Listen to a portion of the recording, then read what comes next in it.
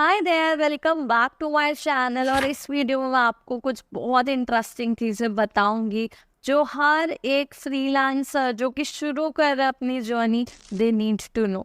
वो क्या ऐसी चीज़ें हैं जो एक beginner freelancer versus an experience freelancer को डिफरेंशिएट करती हैं।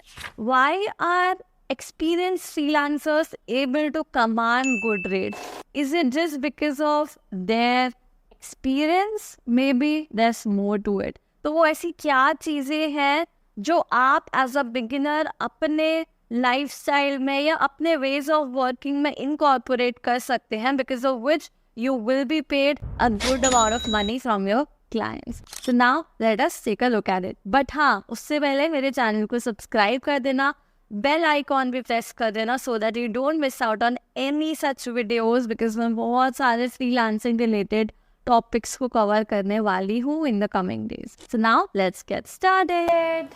ओके, जो सबसे पहली चीज है that differentiates a beginner freelancer versus an experienced freelancer is professionalism. जो नए नए फील्ड में एंट्री करते हैं ना एज अ फ्रीलांसर, उनको पता नहीं होता वो क्लाइंट से कैसे बात करे, उनको कैसे रिस्पॉन्ड करे, कॉल पे बात करे, ईमेल पे रिप्लाई करे, जैसे सामने वाला कहता है वो वैसा कर लेते हैं. फिर बात आती है उनके प्राइजेस की, उनको नहीं पता कोट कैसे करना है, किस सिचुएशन में उनको कितना चार्ज करना है. I know that these things come with experience, लेकिन even as a beginner you should have certain things in mind so that you work very systematically. जितना आप प्रोफेशनली काम करोगे उतना ज़्यादा आप चार्ज कर पाओगे. बट आसपास काम करते करते तो प्रोफेशनलिज्म डेवलप होता है, तो क्लाइंट को क्या पता कि हम कितने प्रोफेशनल है कितने नहीं.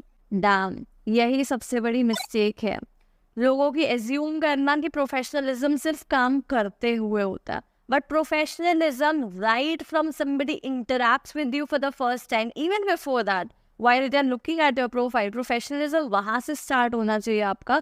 And until you offboard them, everything should be very systematically done. इसमें क्या आता है, आप कैसे क्लाइंट को अप्रोच कर रहे हो, उनको पिच कैसे कर रहे हो, वो बहुत प्रोफेशनली, बहुत फॉर्मली होना चाहिए.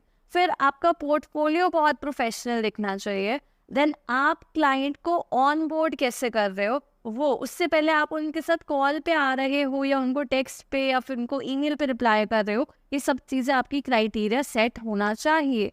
ऑफ कोर्स कुछ केसेस में आपको चीज़ों को बदलना पड़ेगा, तो आपको उसके लिए फ्लेक्सिबल रहना है, but you should set up your own ways of working. जब भी कोई आपको इंटरैक्ट करता है या कोई भी आपको कोई लीड लेकर आता है, तो आपको कैसे आगे लेकर जाना है, what kind of messages will you send, what kind of questions will you ask them on the call.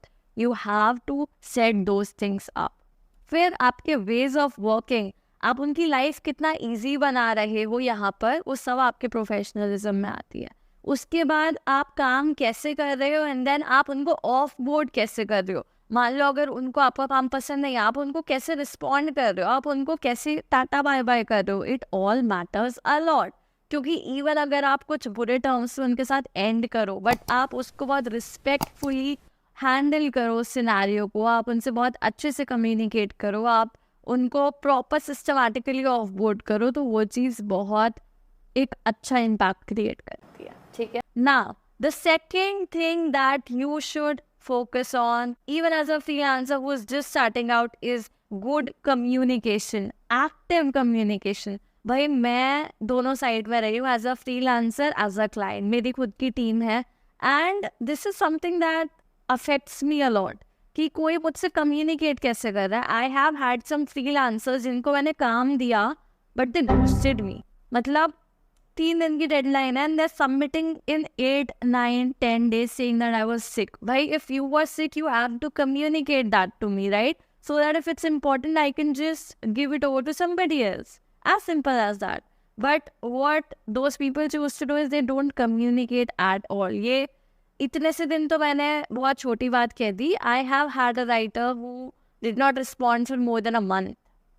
And उसके बाद भी things were pretty same. I just couldn't continue with her. So ऐसी चीज़ें क्या करती हैं, आपका relationship affect करती हैं. So no matter what situation is, whether you are able to handle something in a good way, or you think you need more time, or you're not able to figure out something, what you have to do is communicate that to your client. Have a healthy and active communication. अब सिर्फ communication की frequency या quantity matter नहीं करती, quality बहुत ज़्यादा matter करती है. This is something that a lot of my clients appreciate me for.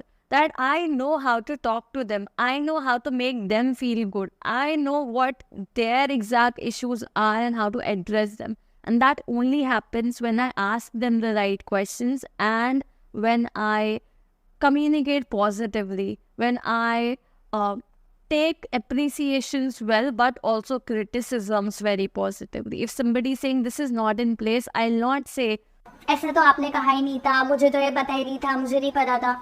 Okay. How do you think this can be improved? I would be happy to make that change. तो इस तरह से आप जब communicate करोगे, of course you cannot treat somebody nonsensical things like increasing a lot of scope of work, etc.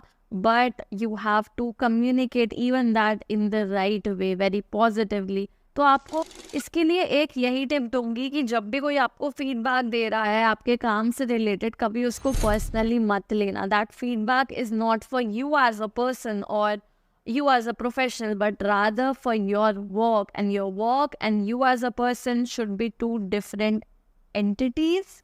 So definitely make sure to take it just to your business, work on improving it, learning from it, making the needed changes, but don't take it personally. इससे आप अपनी professional life में भी खुश रहोगे और अपनी personal life में भी. ठीक है? So now, talking about the third thing that you need to incorporate within you is a result driven approach. अब इसका क्या मतलब है? बहुत भारी सा वर्ड शायद यूज कर दिया. रिजल्ट ड्रिवन अप्रोच का सिंपल मतलब है कि आपको अपने क्लाइंट के शू में रहकर सोचना है या काम करना है.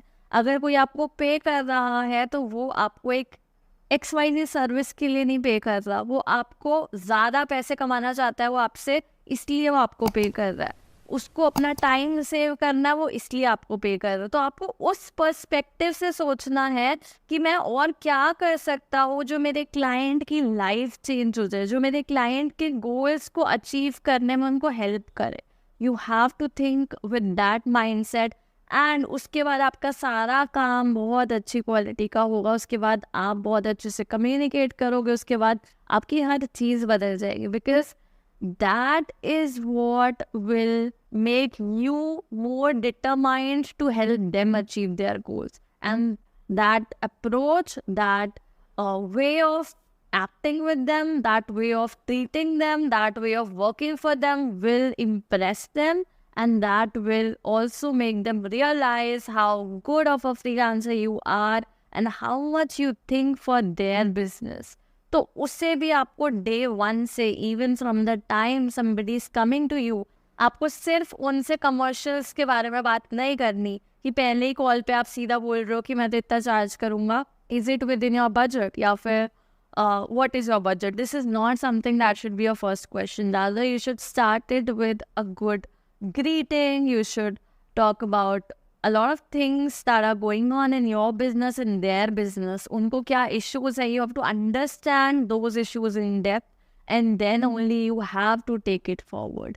तो वहाँ पर आपके जो mindset है वो उनको help करना हो जाएगा versus उनसे पैसे कमाना. एंड जब आप इस माइंडसेट को आगे लेकर जाओगे, your quality of work, your communication, your ways of working, everything will significantly improve, and they will be happy to pay you because you will bring results for them. इसका एक छोटा सा एग्जांपल देती हूँ. अगर कोई क्लाइंट है, वो आपको कंटेंट राइटिंग सर्विसेज के लिए हायर कर रहा है. अब आप उनके लिए सिर्फ कंटेंट मत लिख के दो जो उन्होंने आपको आउटलाइन दिया उसके बेसिस पे, बट आप अपनी रिसर्च करो, एंड देन अगर आपको लगता है उस आउटलाइन में कुछ चेंज हो सकता है, कुछ इम्प्रूव हो सकता है, then communicate it to them. उनको बताओ कि I appreciate whatever you have sent, but I feel like if we include this thing in the subheading instead of this, or we also add this, I think this would be much better then. So जब आप ऐसी चीज़ से अपनी तरफ से initiative लेते हो, अपने सजेशंस देते हो, then that leaves a very positive impact on them. इससे वो आपको और प्रोफेशनली देखते हैं. Again they are willing to pay higher rates to you, And even before you get in a contract, even before you start working with them, वो आपके advice, आपके ways of working, your mindset, they are able to identify those things and hence pay you for it. तो इसलिए you have to think like a businessman, you have to think while being in their shoe and not as a service provider and not as just somebody who is working for money, okay?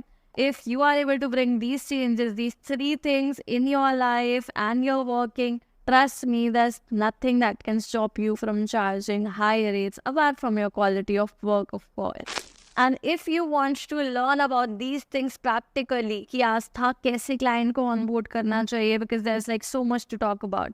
कैसे client से communicate करना चाहिए, कैसे client के साथ काम करना चाहिए, कैसे client को pitch करना चाहिए prospect को, कैसे उनको कन्वर्ट करना चाहिए, कैसे अपने सर्विसेज के प्राइस सेट करने चाहिए, etcetera, then make sure to join freelance blogging launch pad. I am not sure आप ये वीडियो कब देख रहे हो, बट नीचे आपको लिंक मिल जाएगी या तो सीधे एनरोल करने की या तो वेट लिस्ट ज्वाइन करने की नेक्स्ट बैच की. तो make sure you join it at the earliest possible and make the most out of your freelancing journey. As I teach everything practically, her cheese starting from how to write well to how to onboard clients and work with them, all of it has been included. So yeah, see you inside. But if you prefer to learn through just free content, then I have enough of it. Make sure to join my Freelance with Asta community on WhatsApp. You'll find the link again in the description box, and I share a lot of my learnings plus here on the YouTube channel and my LinkedIn as well. So whatever platform suits you, just make sure to join me there and be a part of my journey. See you in the next video. Bye.